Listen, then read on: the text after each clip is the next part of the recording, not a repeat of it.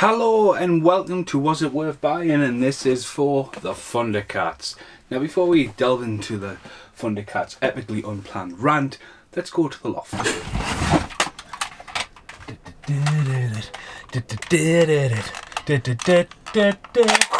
For the love of Jogger, hello. Right, okay, where's he gonna go for this video? I have no idea. Is he still in shot up there? Probably not. Right, so why have I just been in the loft? You just seen me with the old fashioned tiger claw. If you check out the epic unboxing from Lockdown 1, it's something I purchased, I had as a kid. And I actually found a child picture of me, there you go, Snarf, stay there, holding the same item. So basically, I've been a massive fan of Thundercats since I was a kid. Now, I was born in 83, Thundercats was 85, through the back end of the 80s. And, surprisingly, a couple of years ago, my mum bought me this t-shirt and this box set. My mum didn't have to buy anything that year. She'd helped us out a few times and says, I don't want anything. And she surprised us. I'll be honest with you, she also got us these. And to be honest with you, these were bitching when I first got them, but like, the blackness is just gone from them, you know. It's not a skirt, by the way, it's actually PJs. So anyway, this is probably part of the top. I'll work this out anyway. Anyway, off that rant, as I say. Now it's beaming hot, it's one of the hottest days of the year. There's a halogen light right above my head. Beaming. So I'm a big fan of the Thundercats, always has been. And this guy's an original, I've had him since I was a kid. The most lethal toy ever, and he still goes. Never again. One video, if you go back through the archive of Lonely Train Entertainment, my finger got stuck in there like a kid. It was horrendous. Ram Bam. Snarf is my favourite. As I say, Snarf's always there. And then you've got a few Saltman. These are the new generations. I didn't see the full range. There was just the two, Mum-Ra, Marmot, Monkey and Snarf. Very few bits and bobs. You know, big fan of the 80s genre. Right, so basically, there you go. There's some nostalgia for you. VHS. 22 minutes. Slaves of Castle Pundar. When I was a kid, I had Exodus, which Scott Harrison borrowed and never gives back. Years later. And I also had Ho, and the movie. No idea what happened to Ho. And for years, I remember the cartoon, like a lot of the cartoons I had as a kid I would memorise because I've always been a massive collector of VHSs and never let shit go. I can just look around here and start grabbing shit and going, look at this, look at that, look at Count Duckliff of all things. You know, the childhood, especially my childhood, I'm not saying anything wrong with childhood, I know a lot of people probably had a lot worse childhoods, but the whole, my dad lives in New Zealand, my mum lives in England, it was just always been weird. And you know, I found a lot of time in movies and films and cartoon stuff. So I was a Thundercats fan, Transformers, and then into Turtles, as the 90s said. What a lot of people probably don't realise at a young now age is like the availability. Like again, just looking at that VHS, 22 minutes, that's one fucking episode, right? One episode. So when you purchase the box set, which will take you up to maybe £40 hit and miss. This was originally released in 2 parts before they brought it out as a big box set. If anyone's seen the Red Dwarf one, which is over there, was it worth buying? I've had that about 3 years longer than the Red Dwarf box set, and you see the condition that is in, still perfect. And that's not being like, must be protected because it's a Thundercats. It's just that Red Dwarf one's not made out of amazing packaging. It's a bit of effort, especially if you collect it. I know a lot of people do a lot of recycling stuff, like Arrow stuff. Seems to be all recycled now, but if you're going to purchase something and you want it to collect and you want it to be able to take a bump and dump, you don't want a lot of cheap things about it, and that isn't, you know what I mean? That's nice lacquer all the way around, and you get a solid load of discs. So, back to me Thundercats rant. I always remember Ho. Watched it. The Ira Fundera, Jogger, Snarf, all that kinds of stuff. The guy with one tooth always fucking give me nightmares as a kid. I was meant to check what his name was again. Glad the Destroyer. He's a Destroyer or something. There's so many characters in Thundercats. And my friend Gordon had said it was, like Thundercats is like the first 5 episodes of season 2, and I'm what? For years I was waiting. Like the Transformers movie that disappeared in obscurity for absolute ages, then to reappear, then disappear again, then come back again, then come out in Blu-ray, then disappear again. Thundercats just never seen light of day. It's like the soundtrack. Why Thundercats isn't available on vinyl? I mean, again, the score is constantly used throughout. It's recycled so many different times. But you know what I mean? Why is it not out on vinyl? Especially the colour they can go for. All they needed to be is a red vinyl and the Thundercat logo in the middle. It would just look amazing. So anyway, I forgot to mention, the reason why we jumped to the attic at the clip finder is I was in York recently, and that clip you've seen there was from the York filming. And when I was in York, there you go, they're actually selling a Thundercats sword for £100. Shit you not. Sent that to Gordon, he asked us how much it was. I was like, ah. So there was a temptation to go up in the loft. But now my rant and childhood's gone over that. Let's talk about the box set here. Was it worth buying the box set? Yes. Right. I mean, depending on the price, it drops down. I won't pay a full price for it. I don't agree on paying full price for anything unless it's there on in need release, like the Godzilla box set towering above my head there in the corner. Because some stuff just poof gone, you know what I mean? It's like the True Romance. I didn't realise yesterday when I was filming the True Romance unboxing for Arrow that was a total sellout, you know what I mean? It was just don't pay attention, but like it's just you want something, you might not get it. The box set. So considering you probably would have paid $5.99, maybe it's $10.99 for a Thundercats episode back in the day. This is just packed, man. This is on for so long. Approximate run time is 2,826 minutes. That VHS is on for 22 minutes.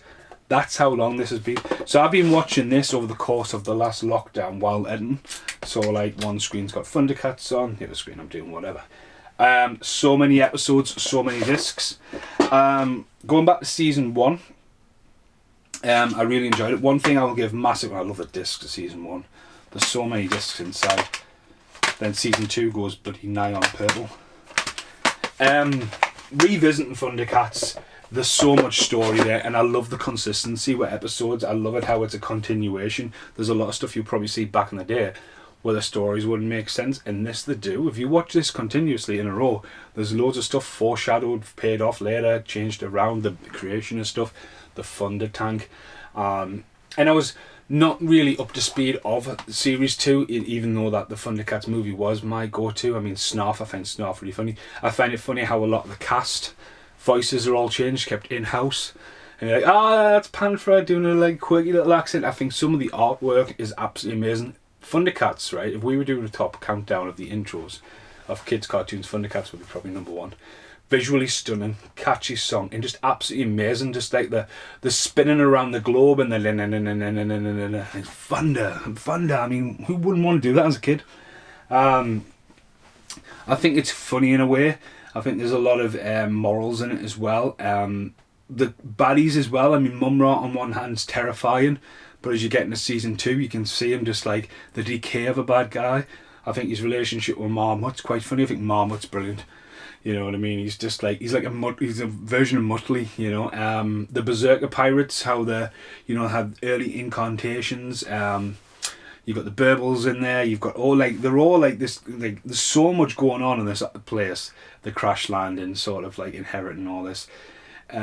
Discoveries, life lessons, Linos, it's like innocence of like making mistakes. Then there's more Thundercats, and you think like, I believe with this, unlike the Transformers, you can see Transformers wanting to carry on an next toy line. See, kind of like, to me, it's like the Lunatics when they come along in season 2, and you think, what the fuck? The mutants, I think, are mint. Sly, Snarf, whatever. I mean, Will Wheaton's on the extra features of that. He can't pronounce Sly, and I always thought it was Sly, and then apparently it's not. But like Monkey and Jackal Man, Vulture Man, they're hilarious. You know what I mean? They're so funny. Snyder, Snow Meow, and all these characters. They had the ability, and then they start bringing in more Thundercats, and I know like the stuff like Ben Gully and that were another range, but they never sort of went like second full-on wave, did they? Not like the He-Mans and not like Transformers murdering everyone to set it up. I didn't like Ho being split into 5 parts, but I did realise that Ho was actually extended when you watch it as 5 parts because I was really powering through it. Ridiculously long series, you know what I mean? The 22 minutes, like how many hours? That's a long series, and you've got to give them a round of applause for like how much effort would have went into that. This is before CGI, you know what I mean? By the end of season 1 though, you can see like, I mean, the pallets and stuff like that start to go, you can see them kind of rushing to the finish line. The quality drops considerably. There are some very questionable things about Thundercats. There's a bit where Marmot is reaching up to Mumra and he's going, no! And it just looks like Marmot's biting his dick off. Same thing happens later on when Mumra is overpowered by the Destroyer. And he's like that, and it's like that Ultimate Warrior Hulk Hogan like thing, you know, like it just, that doesn't look right. But it's not as innuendo as like He-Man, do you know what I mean? But again, rediscovering it. The Evil Chaser, I remember that episode so well. The Smug Monsters, the Maze Trapman. I remember seeing like the maze when Panther goes in the maze, and I think maybe it's an advert on and never knew what happened in that Discovery of Childhood. So the box sets give us that back. It had no extra features after that. I went back the first disc and watched the making of with the superfans. Will Wheaton was one of them. And that was it. So there's not like, I think there might be a deluxe set, maybe it's on that, but that is the set you would probably just pick up in the shop. So it's really cool. It's mental in the fucking last episode when the fucking logo comes alive. It's like Ghostbusters, and it's like the logo goes around saving the planet. As I say, going at the second season, I never knew there was a snarfer. I was aware like Oswald over there.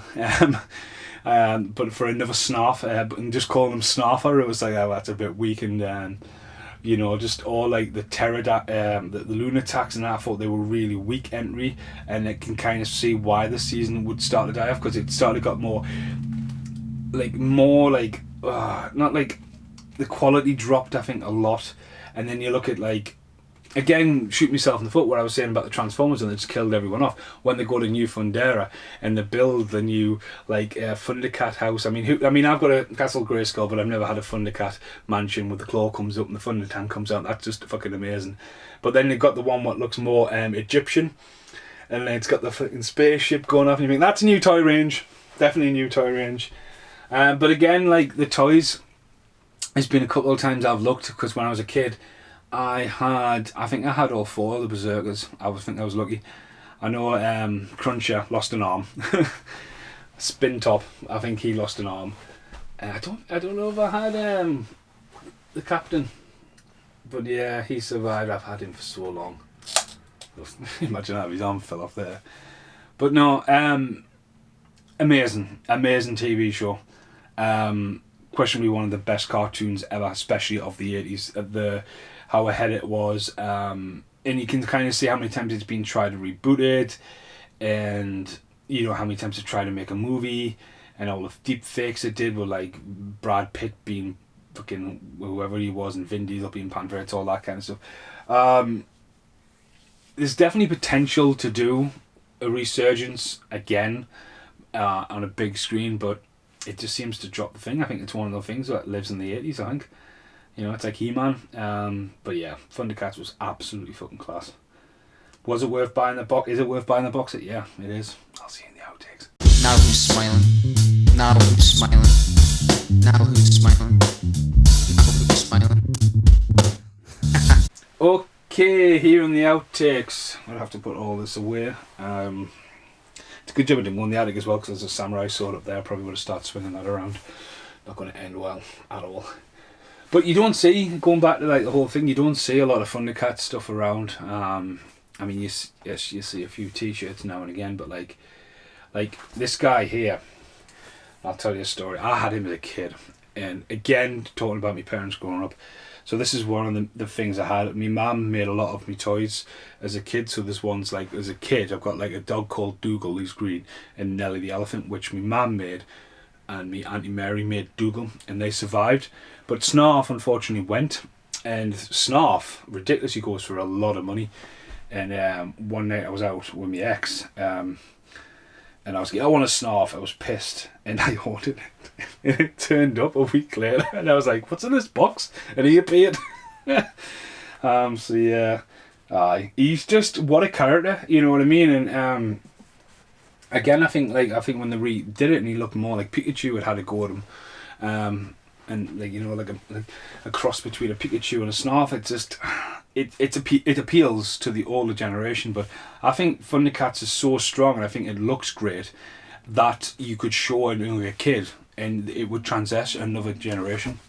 My phone's ringing, so And just to give you a hint, we are getting a dog, so this could be a phone call. Thanks for watching. Goodbye for now.